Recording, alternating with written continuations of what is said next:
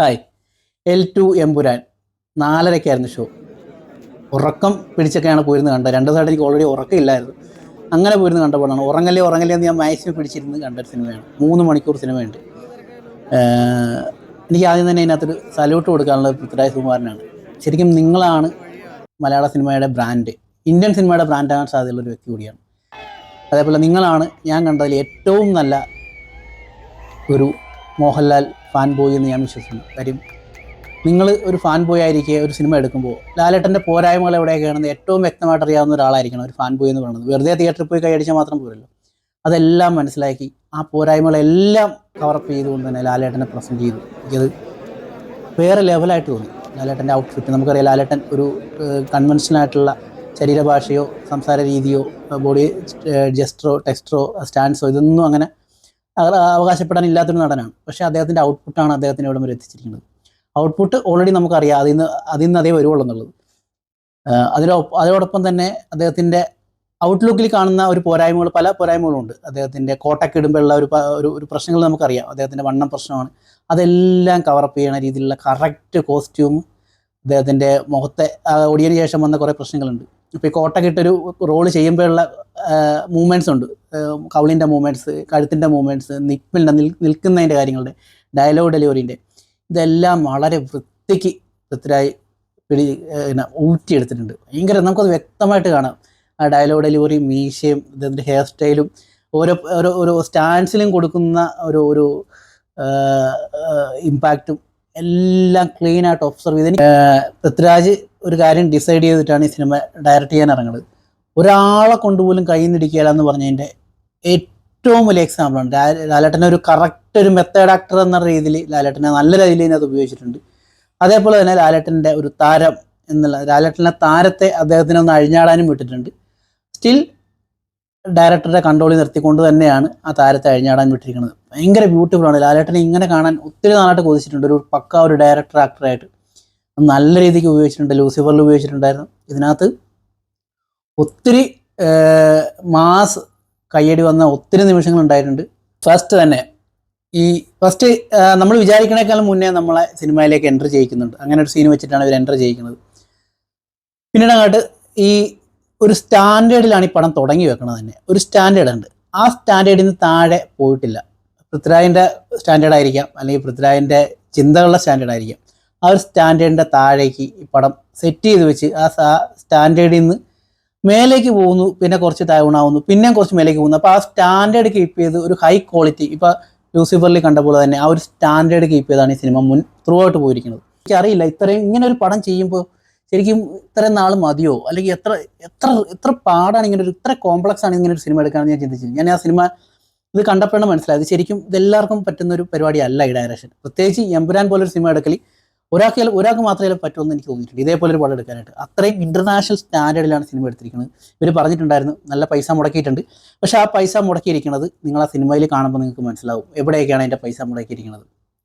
അതിൻ്റെ കണ്ടൻറ്റ് തന്നെയാണ് ഒരു പൈസ മുടക്കിയിരിക്കുന്നത്. അത് ആ ലൊക്കേഷൻസ് എല്ലാം നമുക്ക് ഈ സിനിമ കാണുമ്പോൾ നമ്മൾ ഈ സാധാരണ മലയാള സിനിമ കാണുന്ന പോലെയുള്ള എറണാകുളം, കൊച്ചി അല്ലെങ്കിൽ ഇന്ത്യയിലെ പല ഭാഗങ്ങളൊക്കെ നമ്മുടെ കൈക്കുമ്പിളിൽ വന്ന് നിൽക്കുന്ന പോലെ തന്നെ അത്രയും നമ്മുടെ കൺമുമ്പിലേക്കാണ് സ്ഥിരമായിട്ട് ഈ ഇറാഖ്, ആഫ്രിക്ക അങ്ങനെയുള്ള മിഡിൽ ഈസ്റ്റ് രാജ്യങ്ങളൊക്കെ നമ്മുടെ കൺമുമ്പിൽ വന്നു പോകുന്നതൊക്കെ വളരെ രസകരമായിട്ട് നമുക്ക് കാണാൻ പറ്റും. നമുക്കത് ഭയങ്കര ഫെമിലിയർ ആയിട്ട് മാറും. അത്രയും രസകരമായിട്ട് ഭയങ്കര അടിപൊളിയായിട്ട് ചെയ്തു വെച്ചിട്ടുണ്ട്. ഇതിനകത്ത് അഭിനയിച്ചിരിക്കുന്ന എല്ലാ ആൾക്കാരും അടിപൊളി തന്നെയാണ്. മഞ്ജു വാര്യർ, ടോവിനോ തോമസിനൊക്കെ നല്ല സ്പേസാണ് ഇട്ടിരിക്കുന്നത്. പിന്നെ എന്താ പറയേണ്ടത്, എല്ലാ ആൾക്കാർക്കും ലൂസിഫറിലെ പോലെ തന്നെയുള്ള എല്ലാ ആൾക്കാർക്കും നല്ല റോളുകൾ കിട്ടിയിട്ടുണ്ട്. അത്യാവശ്യം ഇടക്കിടക്ക് ചെറിയ തഗ്ഗുകളും കാര്യങ്ങളൊക്കെ ആയിട്ട് ബൈജു അണ്ണനും തകർത്ത് പോയിട്ടുണ്ട്. തോന്നിയൊരു കാര്യം, ഹൈ ക്ലാസ് ഹൈ മാസ് ഒരു പക്ക ഫാൻ ബോയ് സിനിമയാണ്. ഒരു കോംപ്രമൈസും എവിടെയും ഇവരൊരു കാര്യത്തിലും ചെയ്തിട്ടില്ല. ഇതിലും വലിയ രീതിയിൽ ഈ പടം ഉണ്ടാക്കാൻ പറ്റത്തില്ല. പിന്നെ അതിൻ്റെ ടൈലൻറ്റ് കൊടുത്തിട്ടുണ്ട്. ഇനി വരാൻ പോകുന്നത് ഇതിനേക്കാളും വലിയൊരു പ്രപഞ്ചം തന്നെ നമ്മുടെ കൺമുമ്പിൽ കാഴ്ച ആയിട്ട് നമുക്ക് തരുമെന്നുള്ള രീതിയിൽ തന്നെയാണ് ഇവർ അത് എൻഡ് ചെയ്തിരിക്കുന്നത്. പിന്നെ എനിക്കൊരു റിക്വസ്റ്റ് ഉള്ളത്, ഉറക്കം തൂങ്ങുന്ന ആൾക്കാർ ഈ സിനിമയ്ക്കകത്ത് പോകരുത്. കാര്യം ഇതിനകത്ത് കുറച്ച് അവർ പറഞ്ഞ പോലെ തന്നെ ഹിന്ദി ലാംഗ്വേജ് നന്നായിട്ട് ഉപയോഗിക്കുന്നുണ്ട്, ഇംഗ്ലീഷ് നല്ല രീതിയിൽ ഉപയോഗിക്കുന്നുണ്ട്.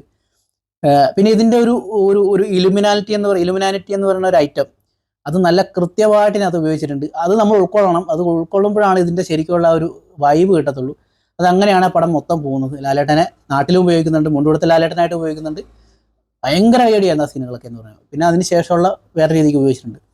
ലാലേട്ടൻ വേറൊരു തലത്തിലേക്ക് മാറി. നമ്മൾ ഇത്ര നാൾ കണ്ടിട്ടിരുന്ന ലാലേട്ടൻ അല്ല എന്ന് എനിക്ക് പേഴ്സണലായിട്ട് തോന്നി.